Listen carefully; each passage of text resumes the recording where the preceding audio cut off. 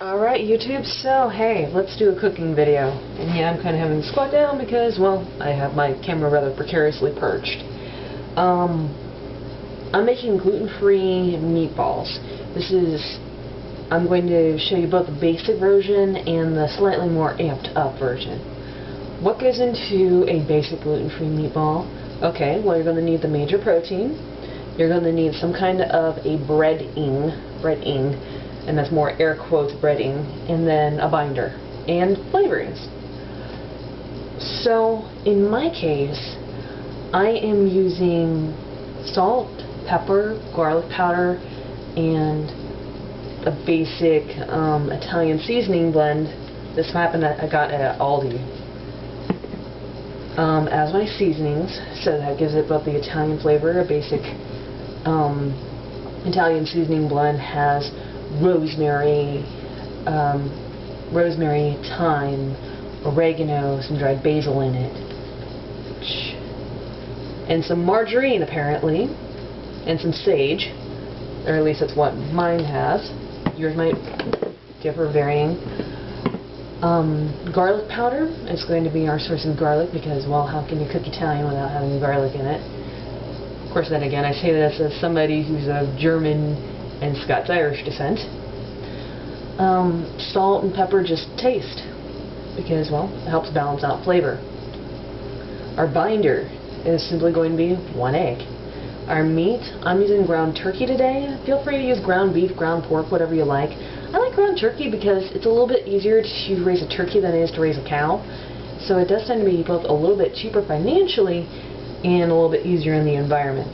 And since we're doing a gluten-free version of this, I bet you're asking, hey, Rick and Blaze, what are you using instead of breadcrumbs? Well, today my experiment, because most of my cooking is experimental, is going to be 2 tablespoons of oatmeal and 2 taco shells that I ground up in a food processor, or in my case in a magic bullet.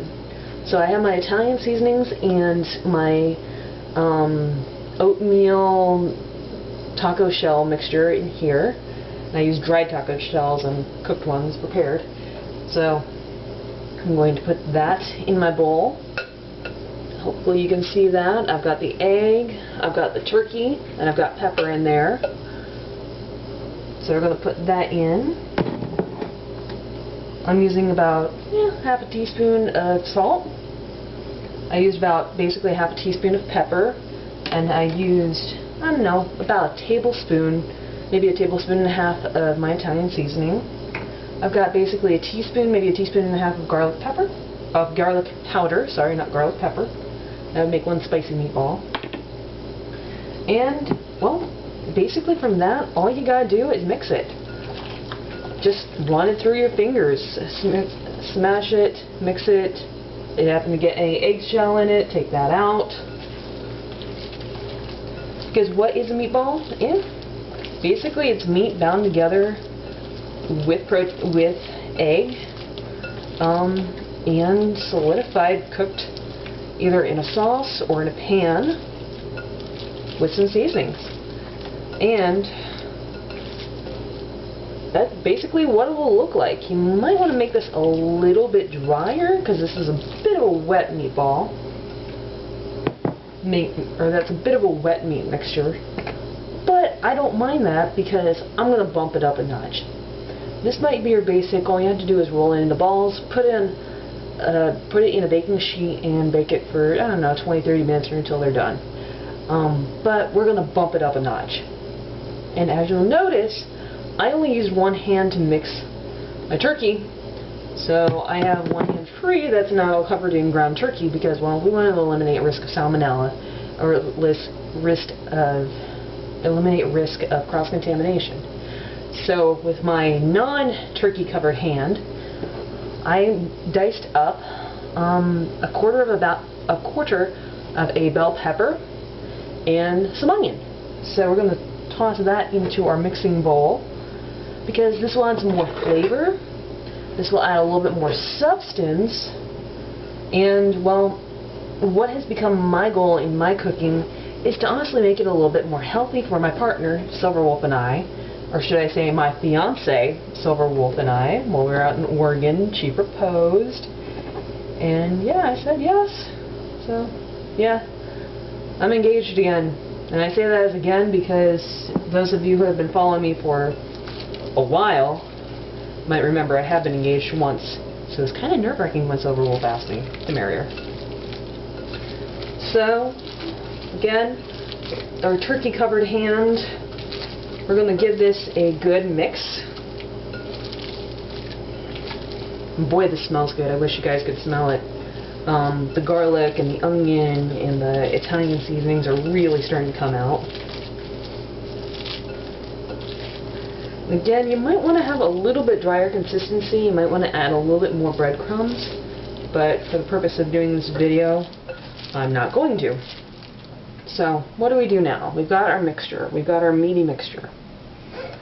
I'm going to carefully put down the bowl, and I've got an already greased baking dish. Either you can use like Pam spray or baking spray, or what I did was I put a little bit of canola oil in the bottom and just kind of smeared it around. And so how do you make a meatball from there? Well, basically, you take your meat, and you ball it up, and you put it in your pan. Again, take your meat, ball it up, put it in your pan. You might want to use a baking dish which is a little bit bigger than this, or not. Give or take what you have, give or take what you're cooking with. Meanwhile, my oven's already preheating to 350, and we'll just get this done because I'm only using 1 pound of ground meat, which should be enough to do, I don't know, enough for 2 people, maybe 2 people and some leftovers. Because I always try to make a little bit extra just so Silver Wolf can have that in her lunch. Oh my word, we sound domestic, don't we? Yeah, it looks like this might be too small of a dish, but that's alright. Because you want to give these a little bit of room. I don't know, I've got a 9x9 pan right here, so I'm going to do a little bit of, so I'm basically doing 3 and 3 as far as the meatballs go. Let me wash my hands. Because especially when